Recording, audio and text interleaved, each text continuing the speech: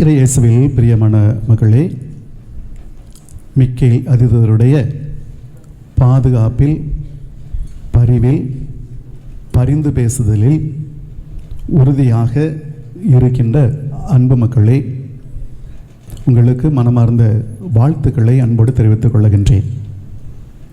இந்த நாளிலே இந்த உலகமானது ஒரு போராட்டமான ஒரு உலகம் என்பதை அனைவரும் ஏற்றுக்கொள்ளுகின்றோம். நவீன உலகுக்கும் பழக்கப்பட்ட உலகுக்கும் இடையே ஒரு போராட்டம், இறைவனுக்கும் இவ்வுலகிற்கும் இடையே ஒரு போராட்டம், வாழ்வுக்கும் சாவுக்கும் இடையே ஒரு போராட்டம். இப்படியாக போராடி கொண்டிருக்கின்ற இந்த உலகத்தில் அச்சம், பயம் இவற்றிலே நாம் ஆட்கொள்ளப்பட்டிருக்கின்றோம். இவ்வாறாக இவற்றால் ஆட்கொள்ளப்பட்டிருக்கின்ற இந்த உலகம் இவற்றிலிருந்து வெளிவருவதற்கு வெற்றி காண்பதற்கு பல யுக்திகளை கையாண்டு கொண்டிருக்கின்றது. அதற்கு எந்த சமயத்தவரும் விதிவிலக்கு அல்ல. கிறிஸ்தவ மக்கள், அதிலும் குறிப்பாக கத்தோலிக்க மக்களாகிய நாம் கூட அதில் விதிவிலக்கு இன்றி இது எதனால் வந்தது, யாரால் வந்தது, எப்படி வந்தது, ஏன் வந்தது என்கின்ற பல கேள்விகளை நாம் கேட்டு நமது வாழ்விலே விடை காண முடியாமலும் விடை பகர முடியாமலும், இன்னும் சொல்லப்படும் என்றால் அதற்கு விடை காண்பதற்காக பல்வேறு விடயங்களை எதிர்நோக்கியும் செயல்பட்டு கொண்டிருக்கின்றோம். எப்படியாவது இதிலிருந்து நாம் வெற்றி பெற வேண்டும், விடுபட வேண்டும் என்கின்ற ஒரு முனைப்பு நம் அனைவருக்கும் இருக்கின்றது என்பதில் எந்த மாற்று கருத்தும் இல்லை. ஆனால் கடவுள் நமக்கு தந்திருக்கின்ற ஒரு மாபெரும் கொடை அழகாக சொல்லப்பட்டிருக்கின்றது. கடவுள் படைத்தவற்றில் அனைத்தும் சிறந்தது, அனைத்து சிறந்ததிலும் அதிமிக சிறந்தது இரண்டு. ஒன்று மனிதர்கள், மற்றொன்று வானதூதர்கள். இந்த வானதூதர்கள் நமக்காக படைக்கப்பட்டு நமது வாழ்வில் நம்மோடு பயணித்து இந்த போராட்டங்களில் இருந்தெல்லாம் நம்மை வெற்றி பெற வைக்க நமக்கு தரப்பட்டிருக்கின்றார் என்பது உண்மை.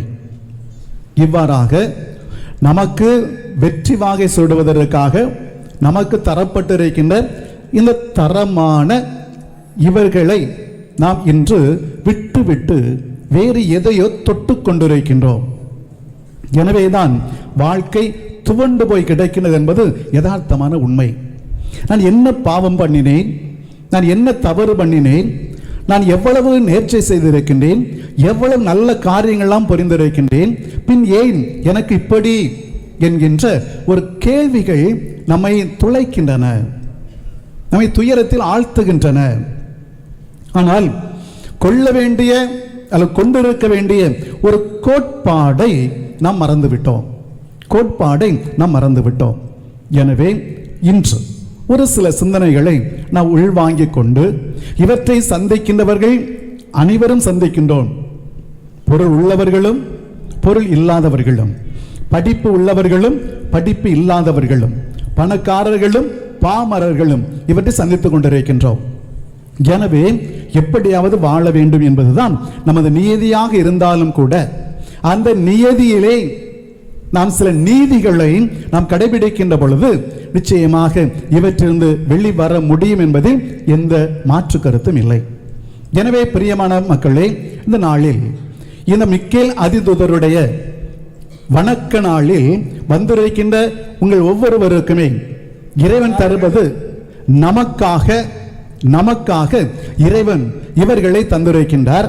இவ்வாறாக நாம் பயணிக்கின்ற இந்த பயணத்தில் போராட்டம் என்று ஏற்கனவே சொன்னேன். இந்த போராட்டத்தில் நாம் வெற்றி பெற வேண்டும் என்பதில் எந்த தவறும் இல்லை.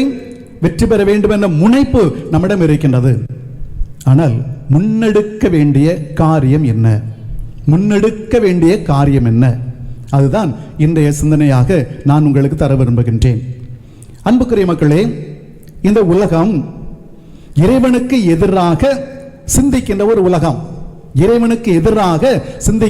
ஒரு உலகம். அதான் சொல்லுவார்கள், கடவுளுக்கும் இன்றைக்கின்ற இந்த நவீன உலகத்திற்கும் இடையே ஒரு பஞ்சாயத்து ஒன்று வந்ததாம். அதாவது நாம் பயன்படுத்தக்கூடிய இந்த அலைபேசிகளுக்கும் இடையே ஒரு பஞ்சாயத்து வந்ததாம்.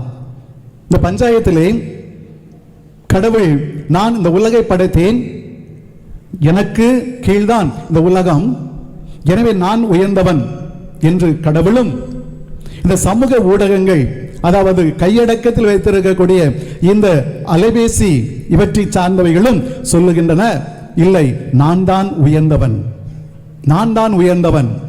இன்று உலகம் உம்மை தள்ளிவிட்டது, உம்மை ஒதுக்கி வைத்து பார்க்கின்றது, உம்மை ஓரம் கட்டி வைக்கின்றது. ஆனால் நான் எல்லோருடைய கைகளிலுமே எல்லோருடைய கரங்களிலுமே எல்லோரோடு ஒட்டி இணைந்து பிணைந்து இருக்கின்றவன், எனவே நான் தான் பெரியவன் என்று சொன்னதாம். இறுதியிலே கடவுள் சொன்னாராம், நான் அனைத்தையும் நிறுத்திவிட்டேன் என்றால், அனைத்தையும் நிறுத்திவிட்டேன் என்றால் என்ன ஆகும் என்று அந்த ஊடகத்தை பார்த்து, அந்த கையடக்க செயலிகளை பார்த்து கடவுள் கேட்டாராம். அன்புக்குரிய மக்களே, அனைத்தையும் அடக்கிவிட்டார் என்றால் அனைத்தும் அழிந்துவிடும், அனைத்தும் அடங்கிவிடும் என்பதில் எந்த மாற்று கருத்தும் இல்லை.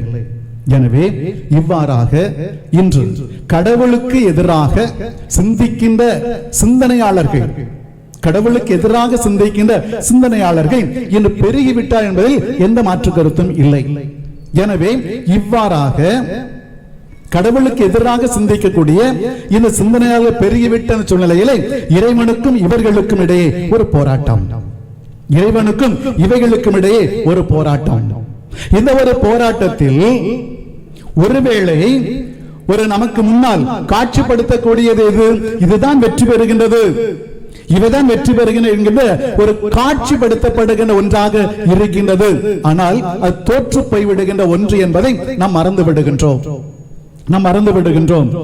ஏனெனில் கடவுள் வானதூதர்களை படைத்து நம்மை பாதுகாக்க அவர்களுக்கு அவர் கரத்திலே கொடுத்து எல்லா விதமான இன்னல்களிலிருந்து நம்மை விடுவித்து நம்மோடு என்றும் இருக்க வைத்து, பயணிக்க வைத்து, பயன்படுத்த வைத்து, பயன்படுத்தி செய்ய நமக்கு ஆற்றலை கொடுத்திருக்கின்ற இந்த வேளையில் எவ்வளவுதான் இந்த மனிதன் கடவுளுக்கு எதிராக சிந்தித்தாலும் கூட நிச்சயமாக வெற்றி பெறுவது கடவுளாகத்தான் இருக்கும் என்பதில் எந்த மறுப்பும் இல்லை.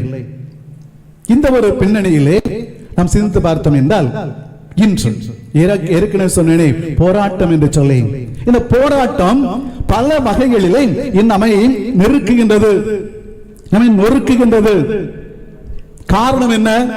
இந்த உலகத்தில் இருக்கக்கூடிய விருப்பங்கள், இந்த உலகத்தில் மக்கள் கொண்டிருக்கிற ஆசைகள் இன்று அதிகமாக வந்து கொண்டிருப்பதால், அதிகமாகிக் கொண்டிருப்பதால் இந்த மனிதன் கொண்டிருக்க வேண்டிய அடிப்படையான காரியத்தை இன்னும் மறந்து விட்டான். எனவே இவற்றோடு தன்னை கரம் கோர்த்து கொண்டு கடவுளுக்கு எதிராக நிற்கின்றவனாக மாறிவிடுகின்றான். இவற்றோடு கரம் கோர்த்து கொண்டு கடவுளுக்கு எதிராக, அன்று அல்ல இன்றும் கூட, அன்று விண்ணகத்திலே நடைபெற்ற அந்த நல்ல தூதர்கள் தீய தூதர்களுக்கிடையே நடைபெற்ற அந்த போராட்டம் நமக்கு நன்றாக தெரியும். அதை விட்டு விடுவோம், அதில் வெற்றி பெற்றது யாருன்னு நமக்கு நன்றாக தெரியும். ஆனால் இன்று ஒரு வகையான மன்னக போராட்டம் நடந்து கொண்டிருக்கின்றது. எனவே இந்த நல்லவர்களாக இருக்கக்கூடிய மக்களோடு நாம் இணைந்து செயல்படுகின்ற பொழுது இறைவனுடைய காரியங்களை, இறைவனிடம் இருக்கக்கூடிய நல்லவைகளை ஏற்றுக்கொள்ளுகின்றோம். அன்புக்குரிய மக்களே, நாம் சற்று யோசித்து பார்ப்போமே. எல்லார் வீட்டிலையும் முகப்புல, நுழைவாயில எந்த படம் வச்சிருப்போம்? மிக்கேல் தூதர். எதுக்காக வச்சிருக்கிறோம்? ஏதோ வச்சிருக்காவ மக்களே. பழைய காலத்தில் பழமையிலே நமக்கு சொல்லிக் கொடுத்த நல்லவைகள் எல்லாம் இன்று மறந்து போய்விட்டன. இன்னைக்கு பார்ப்போம், வீட்டுல மிக்கேல் சமன்ஸ் படம் வைக்கிறோம். தீமைகள் வரக்கூடாது, தீயது வரக்கூடாது என்று சொல்லி. நல்லதுதான், ஏற்றுக்கொள்றேன். ஆனால் தீமையை, தீயவன் வீட்டுக்குள் வரக்கூடாது என்று சொல்லுகின்ற நம் வீட்டிலே தீமைகள் இருந்தது என்றால் அது யாரு வரட்டுவா? சொல்ல புரியுதில்ல? வீட்டு வாசல்ல எந்த வந்துடக்கூடாது, சாத்தான் வந்துடக்கூடாது, பேய் வந்துடக்கூடாதுன்னு சொல்லிட்டு வீட்டுக்குள்ள யார் இருக்கா? பெரிய பேய். யார சொல்லிட்டாங்க? பெரிய பேய். அப்ப இந்த பேய் எங்க போகும்? இதுக்கு யாரு காரணம் கிடையாது? மிக்கேல் சிமன்ஸ் காரணம் கிடையாது. மிக்கேல் சிமன்ஸ் காரணம் கிடையாது. ஆனா நாம் இதை சற்று யோசித்து பார்த்தோம் என்றால் வீட்டுக்குள்ளே இருக்கக்கூடிய பல வகையான தீமைகளான செயல்பாடுகளை நாம் இன்று வைத்துக் கொண்டு யாரை குறை சொல்லக்கூடாது? மிக்கேல் சிமன்ஸ் குறை சொல்லவே கூடாது. அவருடைய டியூட்டி, கடவுளுடைய டியூட்டில he is doing good. ஆனால் அன்புக்குரிய மக்களை நாம் நம்மை சற்று இன்னும் விளக்கமாக பார்க்க ஆசைப்படுகின்றேன். இன்றைய நாளிலே இவ்வாறாக நம்ம குடும்பங்களுக்கு இருக்கக்கூடிய இந்த ஒரு போராட்டத்தனத்தை நாம் இன்று மாற்றிக்கொள்ளுகின்ற பொழுது, மாற்றிக்கொள்ளாத வரை, நம்மை நாம் மாற்றிக்கொள்ளாத வரை நிச்சயமாக இந்த தூதருடைய செயல்பாடு தடைபடுத்தப்படுகின்றது, தடையாக்கப்படுகின்றது. அப்படி என்றால் நாம் என்ன செய்ய வேண்டும் என்பதை சற்று யோசித்து பார்க்க அழைக்கின்றேன். இந்த மிக்கேல் சிமன்ஸுக்காக ஒரு ஜெபம் உண்டு, தெரியுமா? மிக்கேல் சிமன்ஸ் ஜெபம் தெரியுமா உங்களுக்கு? சொல்லுவீங்களா? ஒரு ஜெபம். அது சரி, நானே சொல்லிட்டு போயிடுறேன். ஜெபத்தை ஃபுல்லா சொல்ல போறது கிடையாது. திருத்தந்தை 13ஆம் சிங்கராயரால் எழுதப்பட்ட ஒரு ஜெபம். 13ஆம் சிங்கராயரால் நமக்கு எழுதப்பட்ட ஒரு ஜெபம். எல்லா இடங்களிலுமே மிக்கேல் சிமன்ஸுக்காக சொல்லப்படும் ஜெபமாக இன்று வரை சொல்லப்பட்டிருக்கின்ற ஒன்று, எங்கள் போராட்ட வேளைகளில் எங்களை காத்தருளும். சுருக்கமாக சொல்லுகின்றேன், எங்கள் போராட்ட வேளைகளில் எங்களை காத்தருளும். கடவுள் கொடுத்த ஒரு முக்கியமான ஒரு பணி. இந்த மக்கள் போராடுவார்கள்.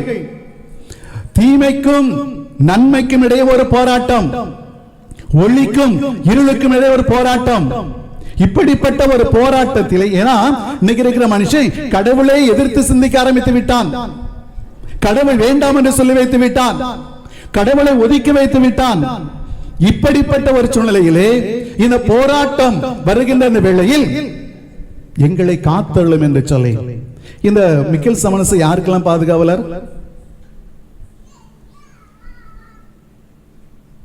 நல்ல தியானம் பண்றீங்க. உண்மையில் இதே மாதிரி தியானம் எங்கேயுமே இருக்காது. அமைதியான தியானம். இந்த சொல்லுவாங்க தெரியுமா? என்ன சொல்லாங்க? பின்னு குண்டூசி கீழே போட்டாலும் என்ன சத்தம் கேட்கும். அவ்வளவு அமைதி, நிசப்தம். யாருக்கெல்லாம் பாதுகாவலர்? எல்லாருக்கும் பாதுகாவலர். சூப்பர், கைத்தட்டு மக்களே, கைத்தட்டீங்களா? யாருக்கெல்லாம் பாதுகாவலர்? 2 பாதுகாவலர் மட்டும் சொல்லுங்க. ஒன்று திருத்தந்தையின் பாதுகாவலர். திருத்தந்தையின் பாதுகாவலர் யான்னா, திருத்தந்தை திருச்சபையின் தலைவராக இருக்கின்றார். திருச்சபைக்கு எதிராக வருகின்ற பல காரியங்கள் நிச்சயமாக இந்த காவல் தூதரால் தடுத்து நிறுத்தப்படும். அவர் சொல்லுகின்ற கூற்றுக்கள் மிகைப்படுத்தி விடாமலும் தப்பறையான ஒன்றாக ஆக்கப்படாமலும் இருப்பதற்கு திருத்தந்தையின் பாதுகாவலராக இருப்பவர் மிக்கேல் அதிதூதர். இரண்டாவதாக நற்கருணையின் பாதுகாவலர். ஏனெனில் நற்கருணை நிச்சயமாக கத்தோலிக்க விசுவாசத்தின் உச்சமாக இருக்கின்றது, கொடுமுடியாக இருக்கின்றது. இதற்கு எந்த ஒரு மனிதனும் அவசங்கை செய்துவிடக் கூடாது. இதனில் கொண்டிருக்கின்ற நம்பிக்கை அவநம்பிக்கை ஆக்கிவிடக் கூடாது என்பதற்காக கொடுக்கப்பட்டிருக்கின்ற ஒன்று.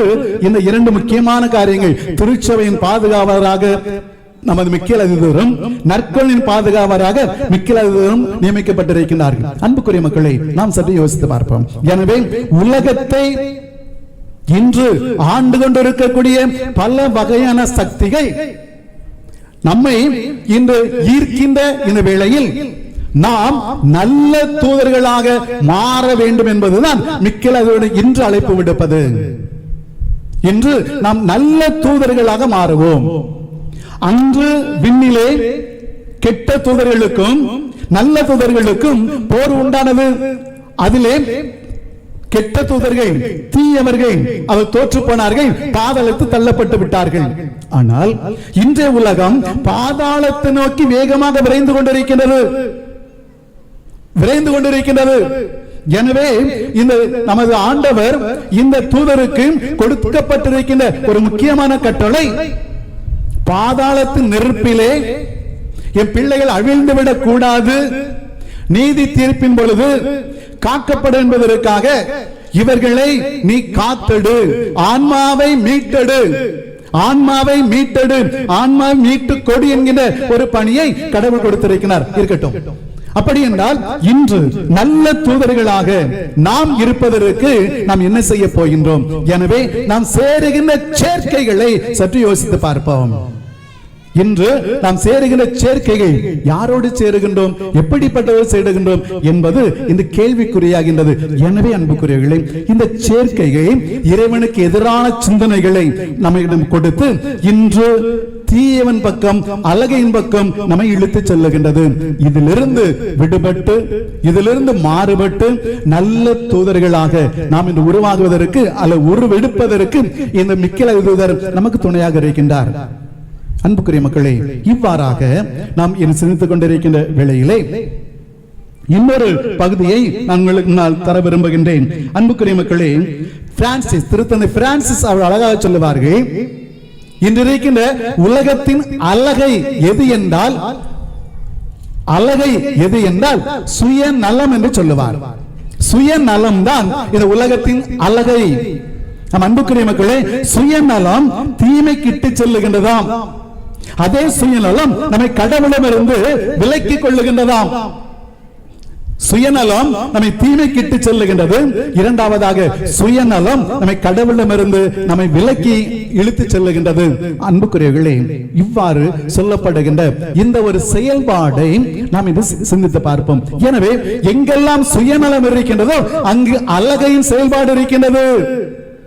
யாரெல்லாம் சுயநலவாதியாக இருக்கின்றீர்களோ அங்கு அழகையின் செயல்பாடு இருக்கின்றது, அழகையின் தூண்டுதல் இருக்கின்றது, அழகை செயல்படுகின்றான் என்பதில் எந்த மாற்று கருத்தும் இல்லை. எனவே இன்றைக்கிற உலகம் சுயநலத்தின் உலகமாக இருக்கின்றது என்பதில் எந்த மாற்று கருத்தும் இல்லையே. எனவே அன்புக்குரியவர்களே, நாம் சற்று யோசித்து பார்ப்போம். எனவே சொன்னேன், வீட்டுக்குள்ளே பேயாக நாம் இருக்கின்ற பொழுது வீட்டு வாசலில் மிக்கேல் வைத்து என்ன புண்ணியம்? எனவே சுயநலமற்ற ஒரு பிள்ளைகளாக, ஒரு குடும்ப உறுப்பினர்களாக நாம் ஆளுகின்ற பொழுது அங்கே தீமை நம்மை கண்டு ஓடிவிடுகின்றது என்பதில் எந்த மாற்று கருத்தும் இல்லை பிரியமானவர்களே. எனவே இரண்டாவதாக சுயநலத்தை நாம் அழிப்போம், சுயநலத்தை நாம் ஒழிப்போம். முதலாவதாக நல்லவர்களோடு சேருவோம், நல்ல நண்பர்களோடு சேருவோம். இறைவனுக்கு எதிரானவர்களாக இல்லாமல், இறைவனுக்கு எதிரானவர்களாக இல்லாமல் நல்ல சிந்தனை கொண்டவர்களாக இருந்து இறைவனோடு சேர்ந்து வாழ்வோம். இரண்டாவதாக சுயநலம் அற்றவர்களாக நாம் மாறுவோம் என்பதில் இரண்டாவது சிந்தனையாக நாம் கொடுப்போம். அன்புக்குரிய மக்களே, மூன்றாவதாக இந்த தூய மிக்கேல் அதிதூதனுடைய செயல்பாடுகளை நாம் சிந்திக்கின்ற பொழுது நமது வாழ்வு இரண்டு காரியங்களை இணைத்து பார்க்க வேண்டிய ஒரு வாழ்வாக இருக்கின்றது. இரண்டு காரியங்கள், ஒன்று இறை வேண்டல், மற்றொன்று நல்லவைகளை செய்தல். இறை வேண்டல், மற்றொன்று நல்லவைகளை செய்தல். மூன்றாவதாக ஒன்று கொடுக்கப்பட்டிருக்கிறது, அருள் அடையாளங்களை பெறுதல். அது இருக்கட்டும். ஆனால் இந்த நாளிலே இந்த இரண்டு செயல்பாடுகளை நாம் செய்கின்ற பொழுது மிக்கேல் அதிதூதர் நமக்கு துணை வருகின்றார். மிக்கேல் அதிதூதர் நமக்கு துணை வருகின்றார். இன்று நம்ம குடும்பங்களிலே ஜெபத்திற்கு இடம் இல்லையே, ஜெபத்திற்கு இடம் இல்லை. எனவேதான் மூலை முடுக்குகளிலே சுயநலங்கள் வருகின்றன. சுயநலங்கள் வருவதால் அன்பு வற்றி போகின்றது. அன்பு வறண்டு போய்விடுகின்ற காரணத்தால் குடும்பத்தில் பசை இல்லை, பாசம் இல்லை. அவை இல்லாத ஒரு காரணத்தால் அங்கு அழகை வந்து ஒட்டி கொள்ளுகின்றது, தங்கிக் கொள்ளுகின்றது. எனவே அன்புக்குரிய மக்களே, இரண்டு காரியங்கள், ஒன்று இறை வேண்டல், இரண்டாவது நற்செயல் புரிதல். இந்த நற்செயல் புரிவதிலே லூசிபருக்கு எதிராக இருக்கக்கூடிய ஒரு செயல்பாடாக நம் அடுத்தவருக்கு நற்செயல் புரிவோம். இந்த ரெண்டு காரியங்களும் எப்படிப்பட்ட முகம், அதன் வாசித்தேன், அந்த வாசகத்திலே கொடுக்கப்பட்டிருக்கிறது. இயேசுவை நோக்கி கண்களை திருப்புங்கள் என்று சொல்லி, இயேசுவை நோக்கி கண்களை திருப்புங்கள். அன்புக்குரிய மக்களே, இந்த உலகத்தை நோக்கி கண்களை திருப்புவதை விட, இந்த உலக காரியங்களை நோக்கி கண்களை திருப்புவதை விட இயேசுவை நோக்கி கண்களை திருப்புங்கள். ஏனெனில் இயேசுவின் முகம் இரக்க முகம், இரக்க முகம். இந்த இயேசுவின் முகமாக இரக்க முகம் இருக்கின்ற காரணத்தால் நமக்கும் நமது வாழ்வுக்கும் இந்த இரக்கம் செயல்பாடாக வெளிப்படுத்தப்பட வேண்டும், வெளிப்படுத்தப்பட வேண்டும். எனவே நமது குடும்பங்களிலே அடுத்தவர் மீது இரக்கம் கொண்டு, நீ நல்லா பாருங்க, ஒரு வீட்டில் ஒரு கணவன் இருக்கின்றார், வச்சுக்கிட்டோமே. அவருக்கு பிறந்தநாள் வருகின்ற பொழுது 100 ஆண்டு காலம் வாழ்க அப்படி எல்லாரும் பாடுறிய, வாழ்த்துறிய இல்லையா? ஆனா வயசான பிற்பாடு படுத்த படுக்க கிடக்கும் போது நம்ம என்ன சொல்றோம்? இந்த சனியை செத்து தொலைய மாட்டேங்குத, சீக்கிரம் போய் தொலைய மாட்டேங்குது. அன்புக்குரிய மக்களை நாம் சற்று யோசிப்போம். நல்லா இருக்கும் பொழுது நல்லா வாயால வாழ்த்துறிய, ஆனா முடியலன்னு சொல்லும் பொழுது செத்து போயான், தொலைஞ்சு போயான் என்று சொல்லுகின்ற வார்த்தைகள். எனவேதான் இன்று நமது வாழ்வை சற்று யோசித்து பார்த்தோம் என்றால் நாம் சொல்லுகின்ற வார்த்தைகள் இரக்க நிறைந்த வார்த்தைகளாக, வன்சொல் இல்லாமல் இன்சொல் பயன்படுத்தின வார்த்தைகளாக, நம்ம செயல்பாடுகள் அடுத்தவர் மீது பரிவு கொண்ட செயல்பாடாக இருக்க வேண்டும் என்பதில் எந்த மறுப்பும் இல்லை. எனவே அன்புக்குரிய மக்களே, அடுத்து 2 உதாரணங்களை விவிலியத்தில் சொல்லிவிட்டு மறையர் நிறைவுக்கு கொண்டு வர விரும்புகின்றேன். இன்று நல்லவர்கள் சேர வேண்டும் என்று சொன்னேன், நல்ல சிந்தனையாக சேர வேண்டும் என்று சொன்னேன். இவ்வாறு சிந்தனையாளர்களாக இருக்கின்ற பொழுது அது இறைவனுடைய செயல்பாடாக வருகின்ற என்று சொன்னேன். இதற்கு 2 உதாரணங்கள். ஒன்று தொடக்க நூல் 12ஆம் அதிகாரத்தில் ஆபிரகாம் அழைக்கப்படுகின்றார். 13ஆம் அதிகாரத்தில் ஒரு செயல்பாடு வருகின்றது, லோத் ஆபிரகாம். அவர் இருவருக்கும் இடையே நடக்கக்கூடிய ஒரு செயல்பாடு. இதை நாம் நம்ம குடும்பத்திலே செயல்படுத்த வேண்டும் என்பதில் எந்த மாற்று கருத்தும் இல்லை. ஆபிரகாம் வேலையாட்களுக்கும் லோத்தின் வேலையாட்களுக்கும் அங்கே சண்டை வருகின்றது, பிரச்சனை வருகின்றது. அந்த தங்களுடைய கால்நடைகளை மேய்ப்பதிலே ஆபிரகாம் லோத்தை அழைத்து சொல்லுவார், ஐயா நம்ம வேலைக்காரங்க சண்டை போட்டு அடைக்கிறாங்க, நம்ம சண்டை போடக்கூடாது, நம்ம ஒற்றுமையா இருக்கணும், நல்லா இருக்கணும். ஆனா அவனோட சண்டை போட்டு அடைக்கிறான்னு, இதுக்கு ஒரு வழி சொல்றேன், அது கேட்பாயா? லோத்து, சரி நான் சொல்லுங்க, நான் கேட்கிறேன். நமக்கு இருக்கக்கூடிய நில புலன்களை உனக்கு எது வேண்டுமோ அதை எடுத்துக்கொள், உனக்கு எது வேண்டுமோ அதை எடுத்துக்கொள். உடனடியாக அங்கு நடப்பது என்ன? லோத் ஆபிரகாம் சொல்வார், கிழக்கிலும் மேற்கிலும் வடக்கிலும் தெற்கிலும் உனக்கு எது தேவைன்னு எடுத்துக்கா, நீ மிச்சம் போடுற நான் எடுத்துக்கிடுறேன் என்று சொல்ல லோத் தனக்கென வேண்டியதை எடுத்துக்கொண்டான். ஆபிரகாம் அதற்கு பிற்பாடு அவரால் விடப்பட்டவைகளை அவரை தேர்வு செய்து கொண்டார். அங்கு சமாதானம் இருந்தது, சண்டை சச்சரவு நீங்கியது. பிரச்சனை இல்லாத பிரிவினை. அன்புக்குரிய மக்களே, இன்று நாம் எதை வைத்துக் கொண்டு இந்த பிரச்சனைகளை நாம் உருவாக்குகின்றோம்? மண், பொன், பணம் இவற்றை வைத்துக் கொண்டு நம்ம குடும்பங்களிலே தீமைகளை அங்கு அரங்கேற்றுகின்றோம். நம்ம குடும்பங்களிலே மிக்கேல் சமரச படத்தை வாசல்ல வைத்துவிட்டு வீட்டுக்குள்ளே இந்த பிரிவினைகளை உருவாக்கி கொண்டிருக்கின்றோமே, இதை நாம் மாற்றுவோம். முதலாவதாக ஆபிரகாம் லோத்து சிறந்த உதாரணமாக நமக்கு தரப்பட்டிருக்கின்றார். இரண்டாவதாக மாமியார் மருமகள். உங்களுக்கு தெரியும் யார் என்று பார்க்கின்ற பொழுது இந்த பிரச்சனைகள் பல குடும்பங்களிலே உறவு சிக்கல்களாக வருவதற்கு காரணமாக இருப்பது இந்த மாமியார் மருமகள் சண்டை என்பது நமக்கு தெரியும். ஆனால் எப்படிப்பட்ட ஒரு மாமியார் மருமகளாக, எப்படிப்பட்ட ஒரு குடும்பம் இருக்க வேண்டும் என்று சிந்திக்கின்ற பொழுது இந்த ரூத், நகோமி, அன்புக்குரிய மக்களே, எவ்வளவு சிறந்த ஒரு உதாரணமாக அவர்கள் இன்று நமக்கு சுட்டிக்காட்டப்படுகின்றார்கள். எனவே இவ்வாறு வாழுகின்ற பொழுது, இப்படிப்பட்ட ஒரு குடும்பமாக நம் குடும்பம் வாழுகின்ற பொழுது தீயவன் நம்மை கண்டு விலகுகின்றான், தீமை நம்மை கண்டு விலகுகின்றது. எனவே போராட்டமான உலகிலே, போராடி கொண்டிருக்கின்ற வேளையிலே இவற்றுக்கு எதிராக நாம் போராடுகின்ற பொழுது அங்கு வந்து துணை நிற்பது நம்மைக்கு அழுது என்றால் அது மிகையாகாது. அன்புக்குரிய மக்களை, நாம் நிமிஷத்தை யோசித்து பார்ப்போம். எனவே தீமைகளை நாமே வருவித்துக் கொண்டு, போராட்டங்களை நாமே உருவாக்கி கொண்டு இவற்றிலும் விடுபட வேண்டும் என்று சொல்லி நாம் மிக்கலை ஜபிப்பதை விட இவற்றிற்கு முற்றுப்புள்ளி வைத்துவிட்டு இவற்றிலிருந்து வெற்றி பெறுவதற்கு தேவையான காரியங்கள் நமக்கு இருந்தும் கூட அதை விட்டுவிட்டு நல்லவர்களோடு சேர்ந்து கரம் கோர்த்து வாழ்வதற்கு பதிலாக தீயவர்களோடு சேர்ந்து கரம் கோர்த்து வாழுகின்ற பொழுது அங்கு மிக்கேல் எழுதுவர் செயல்பட மாட்டார் என்பது உண்மை. பிரியமானவர்களே, எனவே அன்புக்குரியவர்களே, நாம் நம்மை சிந்தித்து பார்ப்போம். மிக்கேல் எழுதுவருடைய செயல்பாடு கடவுளால் கொடுக்கப்பட்ட ஒன்று. தூய அகஸ்தினார் ஒன்று அழகாக சொல்லுவார். நமது வாழ்விலே தூய அகஸ்தினார் என்ன சொல்லுகின்றார் என்றால், தாழ் அகந்தையும் ஆணவமும் வானதூதர்களை கூட சாத்தான்களாக மாற்ற முடியுமாம். அகஸ்தியன் கூற்று, அகந்தையும் ஆணவமும் வானதூதர்களை கூட சாத்தானாக மாற்ற முடியுமாம். ஆனால் அதே வேளையிலே தாழ்ச்சி மனிதர்களை வானதூதர்களாக மாற்றுமாம். தாழ்ச்சி மனிதர்களை வானதூதர்களாக மாற்றுமாம். அன்புக்குரிய மக்களே, இந்த ஒரு கொட்டேஷனோடு அகஸ்தினார் சொன்ன அந்த ஒரு கூற்றோடு மறையுரை நிறைவுக்கு கொண்டு வர விரும்புகின்றேன். நாம் இன்று வானதூதர்களாக மாற வேண்டும் என்றால் தாழ்ச்சியை கடைபிடிப்போம். நமது குடும்பத்தில் தாளிச்சு எடுப்பதை விட, வார்த்தைகளால் தாளிச்சு எடுப்பதை விட, மாமியார் மருமகள், தாய் பிள்ளை, கணவன் மனைவி என்று சொல்லி நமது வாழ்விலே இப்படிப்பட்ட வார்த்தைகளை விட்டுவிட்டு தாழ்ச்சியோடு பணிவோடு நாம் இருக்கின்ற பொழுது அந்த குடும்பம் வானதூதர்களாக, சம்மனசுக்களாக, சம்மனசு தங்கும் இல்லமாக மாறுகின்றது. நிச்சயமாக அந்த குடும்பத்திற்கு ஈடேற்ற உண்டு என்பதில் எந்த மறுப்பும் இல்லை. எனவே அன்புக்குரியவர்களே, நாமும் தூதர்களாக மாற முடியும். நாமும் தூதர்களாக மாற முடியும். நல்ல தூதர்களாகவும் நல்ல தூதர்களாகவும் நாம் இருக்க நிச்சயமாக நல்ல சிந்தனைகளை கொண்டிருப்போம். இறைவேண்டல், நற்செயல், நல்ல காரியம் புரிவோம்.